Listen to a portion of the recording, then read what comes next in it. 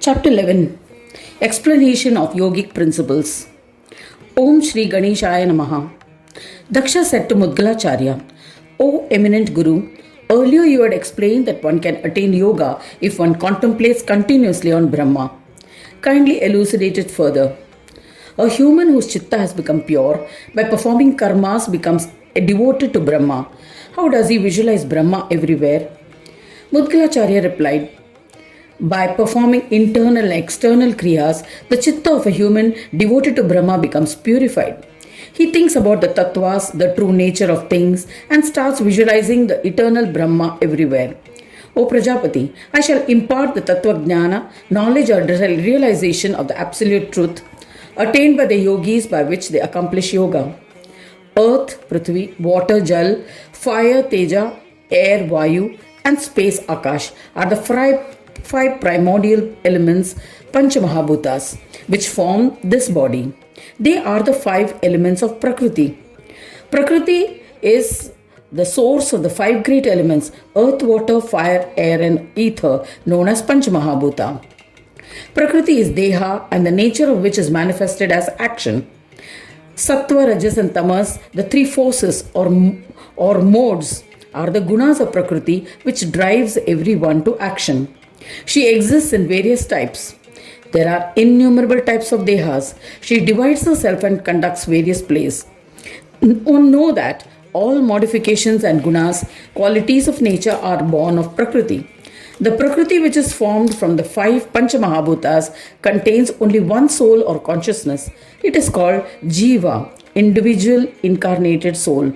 It is due to Prakriti, the form of Jiva, that one experiences the differences amongst the innumerable bodies. She supports the entire universe and drives it. She is described as having one form. All bodies contain a Jiva. It recognizes the differences amongst objects. It is also aware of Aham or I-ness. This is the awareness of oneness. O Prajapati, Prakriti, which is formed by the Sanyoga of Kriya and Jnana, is considered as Brahma. Kriya and Jnana are her two innate forms. They are endowed with duality and also the Paratpara Brahma, which is devoid of duality. They are an expression of the supreme, primordial Shuddha Chaitanya Brahma, which is Nirguna and Nirakara. They exist as five different forms. This knowledge is useful for the yogi. These differences are Sthula, gross, Sukshma, subtle, Sama, Atma Pratita, and Bindu. Brahma exists in two forms, namely Samashti and Vyashti. As mentioned above, they have become distinct and exist in five forms. Sthula Brahma is Jagrat Brahma. It is of two types, Samashti and Vyashti. Vyashti means Vishwa and Samashti means Vaishwanara. In the cosmos, Brahmanda, innumerable living beings are seen. This is the Jagrat creation and is referred to as Vishwa. I shall impart their knowledge in simple words. The nature of the physical body is action. Hence it performs kriyas. Even if other acts is not performed, breathing occurs uninterruptedly. The nature of the body is also knowledge. Hence it is always seeking knowledge. Vishwa is the Jiva, endowed with both these attributes, Kriya and Jnana. O Daksha, the body of knowledge is established in the heart of everyone and is the size of a span of the hand compared to the external body. Vaishwanara is the collective form or Virata of the Vishwa, who exists in all jivas in the Jagrat state. One jiva is Vishwa, its collective is Vaishwanara. As an example, when a human is alone, he is a human being. When in a collective, he is referred to as a community. The body of Vaishwanara also possesses duality of action and knowledge, Kriyatmaka and Jnanatmaka. Vaishwanara is the body formed by the union of the collectives of both. The union of Vishwa and Vaishwanara is also a form of Brahma. It is in the Jagrat, awakened and Sthula state. I have explained briefly the Sthula form. Listen to the descriptions of another form, which also leads to Samadhi Yoga. O Prajapati, that which exists in the world endowed with different bodies and subject to birth and death is the Vishwa, whose nature is Kriya. It is described in the word Tvam in the Mahavakya Tattvamasi. That which is the Atma of all, devoid of birth and death, and described as a supreme Advitiya, one and one, only one, is represented by the word Tat. By the union of both, the Tattva which is devoid of duality becomes the one which enlightens the duality and is represented by the word Asi. Tvam indicates action. The state of Tat is indicated of knowledge. The Tattva form of Vishwa is formed by the union of both of them, Tat and Tvam. There is no doubt about it. In this manner, understand the Vaishwanara Tattva formed by the union of Kriya and Jnana and the one who enlightens them. O Daksha, you must understand another established principle. Jivas or beings called Vishwa perform various kriyas or actions are all subject to birth and death. They are all included in Tvam. Vaishwanara is the all-encompassing form of Vishwa. Therefore, in essence, they are one and the same. And hence, Vaishwanara is also included in Tvam. The Brahma Tattva, which is formed from the undifferentiated aspect of both of them, is the Sthula form of the Jagrat creation, Srishti. On similar lines, O Prajapati, try to understand the Brahma principle in other divisions such as Sukshma and other elements, as this knowledge bestows divine bliss.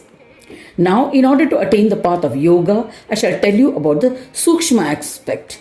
This knowledge is attained when the Chitta becomes purified and the seeker effortlessly becomes one with Brahma in a state of Samadhi. The external world is Jagrat, awakened, and Annamaya, endowed with a food sheath.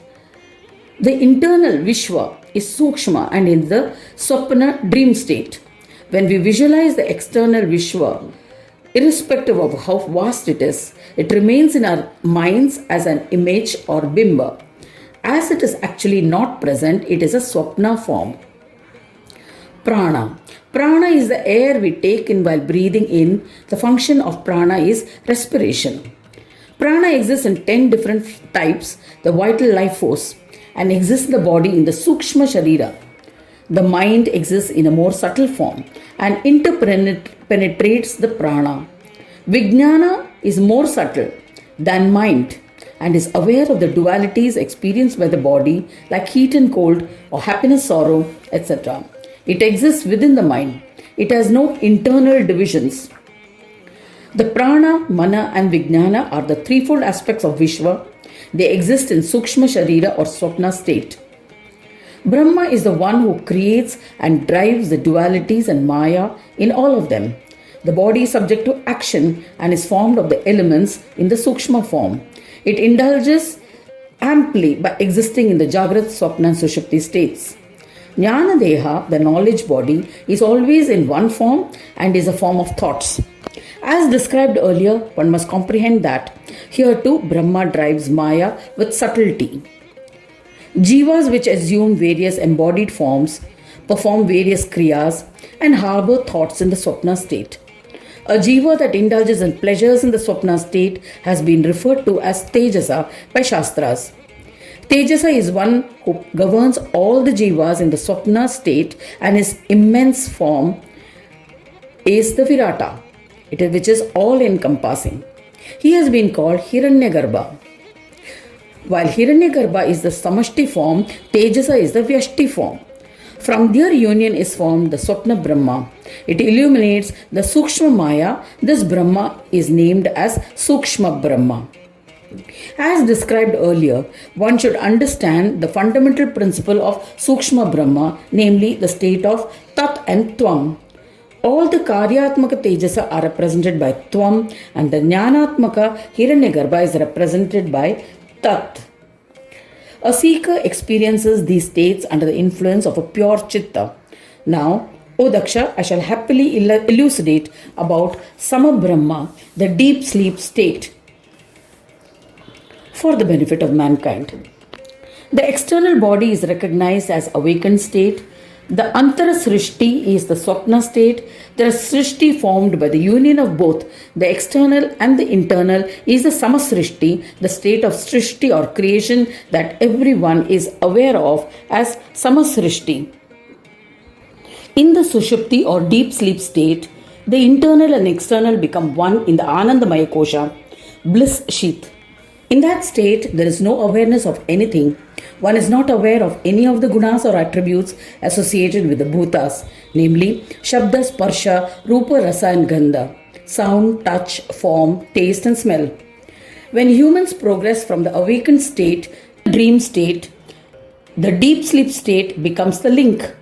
Similarly, a human emerges from the dream state to become awakened.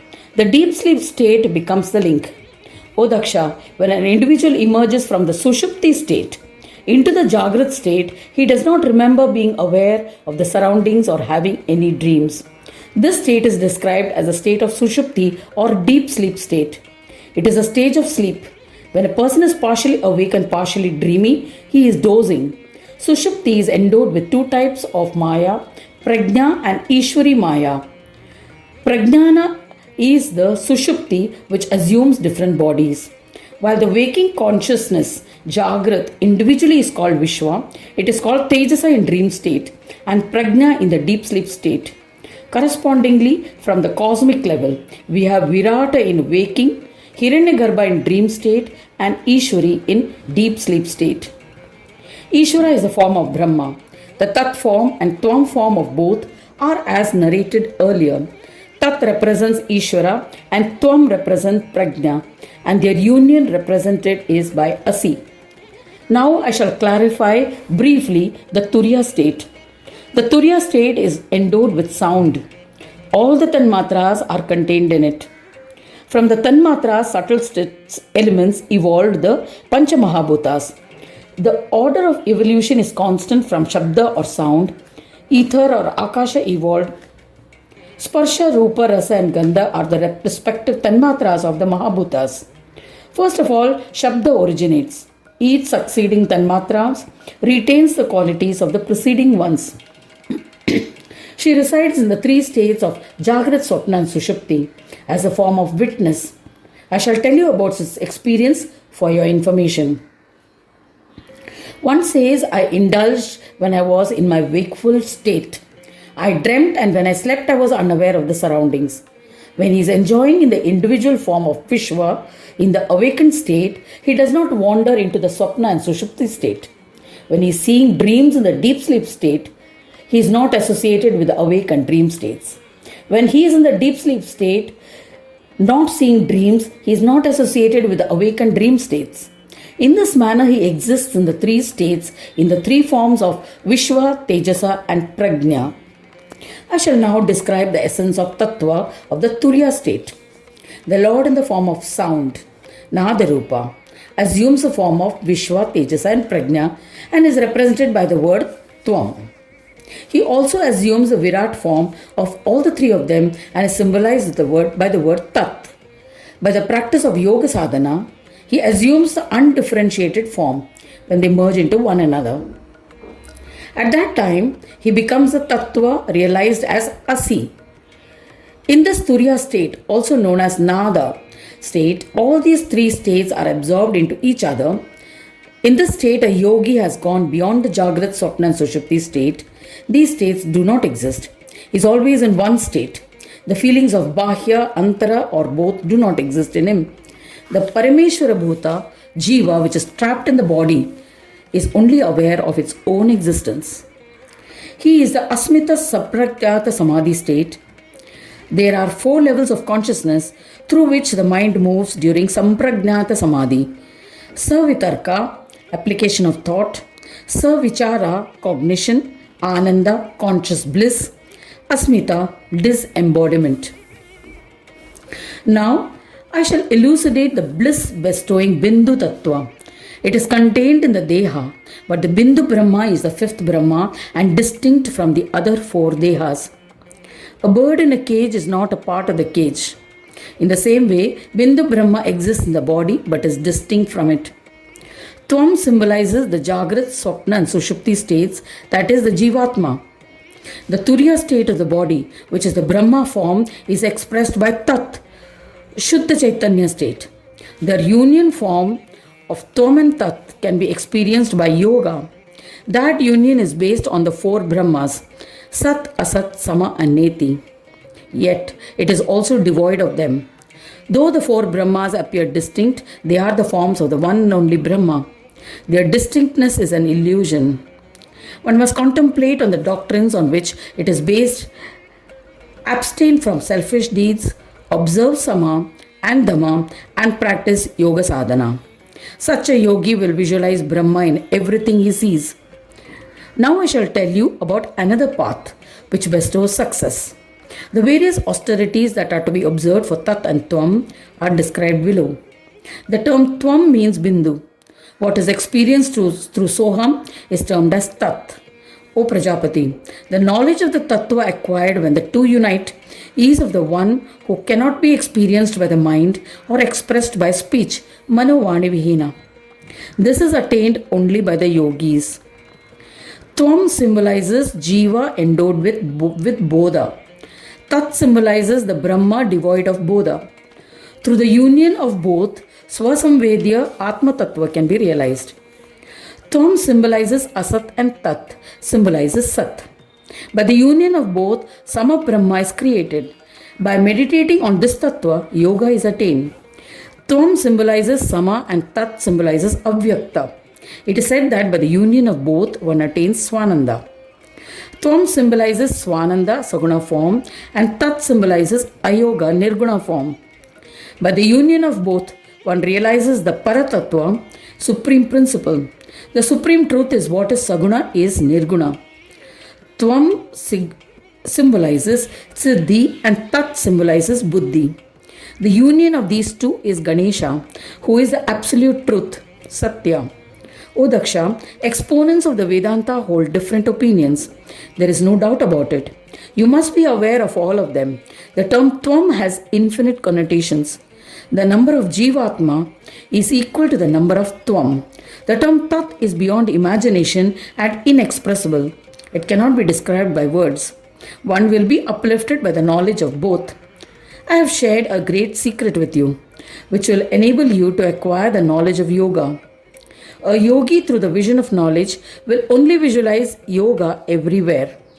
Thus ends the 11th chapter titled Explanation of the Yogic Tattwas in the 9th Khanda of the Purana Upanishad, Srimad Mudgal Puran, describing the legends of yoga. Dedicated to Shri Gajanana, end of chapter 11.